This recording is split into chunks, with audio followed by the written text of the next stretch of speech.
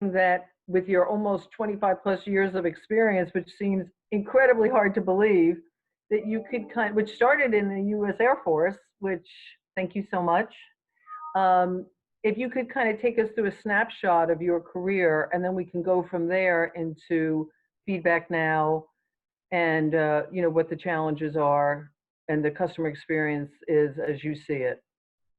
Sure. So you said take through the career, right? So crazy career.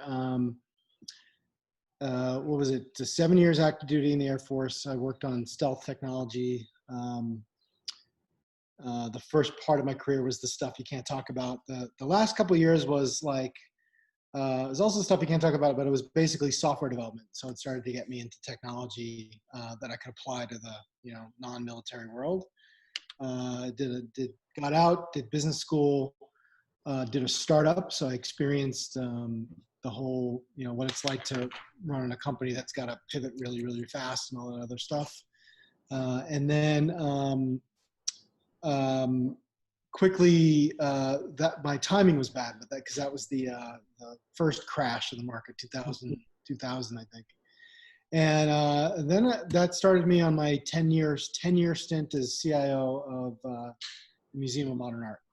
So, which was a great job because it was like always changing, but it was also, how do you take a traditional physical space and start to make it digital, Mm-hmm. So I had not only the sort of normal tech command, help desk, networks, security, whatever, and business systems, but like the strategy of how you take a museum and go digital. And then after 10 years, came to Forrester Research, public company, been around for 30 years, talked a lot about technology, a lot about marketing. And right when I got here 9 years ago, whatever it was, 9 years ago, we started to say, hey, it's really not about marketing or technology. It's about how you bring those together and create customer experiences that are unique, that are differentiating, that are revenue driving. And we started steering the company that way. And then maybe 4 years ago, my boss who founded the company had this idea of like, hey, if we're saying that customers rule the world and customers tell companies what to do, not the other way around, because of social media, because of the power of the mobile device, because of all these different factors, why not create something that really that directly enables that? So we came up with this idea to like put red, green, and yellow, not a big survey or whatever, but just simple red, green, yellow. A line is too long on the phone, not Yelp where you leave a long review, but I'm standing in line at Starbucks. I go to the Starbucks each week. I want the ability to tell them that I love this place, but if they can make the lines a little shorter, that would be great. And it was a great idea. We actually made an app. We put it out in the App Store. We had people using it, but we ran into a wall, which was that we couldn't get enough people without a Super Bowl ad or good marketing, or we couldn't get enough people using it where the companies would pay attention. Mm-hmm. And the experience we designed was that you wouldn't really do that red, green, yellow submitting if you didn't think the companies were listening. So it was a little bit of a cycle, the flywheel we couldn't get going. Mm-hmm. And while we were strategizing about how we get going, we bumped into this company called Feedback Now, which started out of Switzerland. And as it happens, I have one of the boxes right here. I don't know if you can see that. Yeah, I was reading about the smiley boxes. Smiley boxes, they're IoT devices, and they're in 100 plus airports all over the world. We acquired that company and an AI company that does natural language processing on the same day.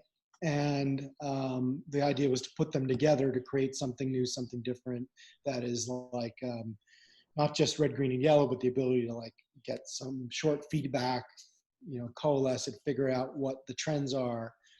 And our vision was, let's turn our company not just from a research company who talks about how you have to do it, but actually start to be solutions, start to be a software company ourselves, and produce solutions that companies can use to fix customer experience issues in real time. Mm.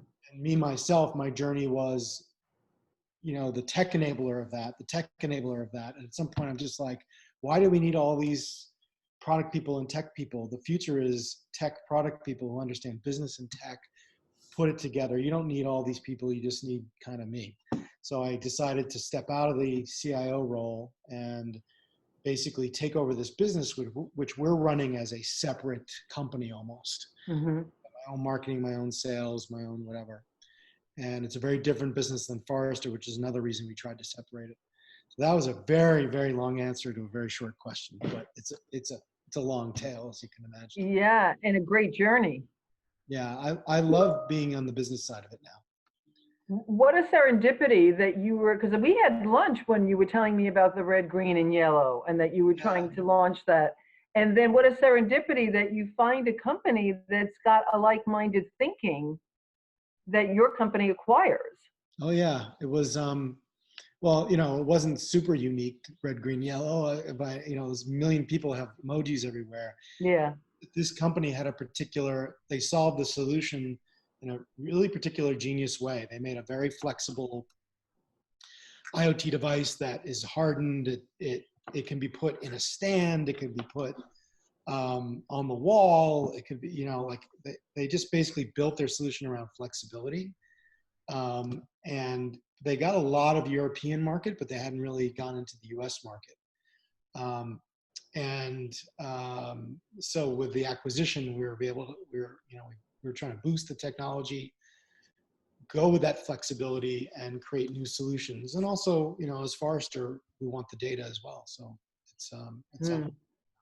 So then you take that data as Forrester and you repurpose that to your C-level people who are in not need of yet, it. but we haven't done that yet. But we will. Okay. For right now, it's a business where companies don't want, they don't want to share the data necessarily. Some of the airports share the data as I can opt in. Excuse me, but where we're trying to head is to get the data to the point where it can be aggregated easily. Let's put all the retail stuff together, and we know when we do that, we're being very methodical about it. Like, let's not tackle the world today. Yeah.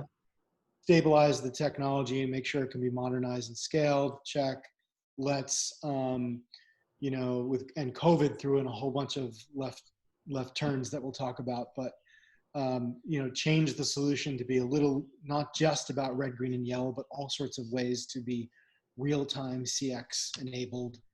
And where we're combining with Forrester is not yet with the data. We will get there, but it's we'll hopefully get there soon. But it's around like, it's one thing to stick a red, green, yellow there and say, how are we doing? And then, great, I have that information. What do I do with it though? How do I change my practices and my operation? That's where it's like the consulting and the research kind of mesh that we're going into first, I would say. So can we go into a company and help them figure out how to deploy these, and then it's about measuring, analyzing, and acting. So any company can give you these and help you measure. But Forrester's pretty good at the analyzing part and the acting part.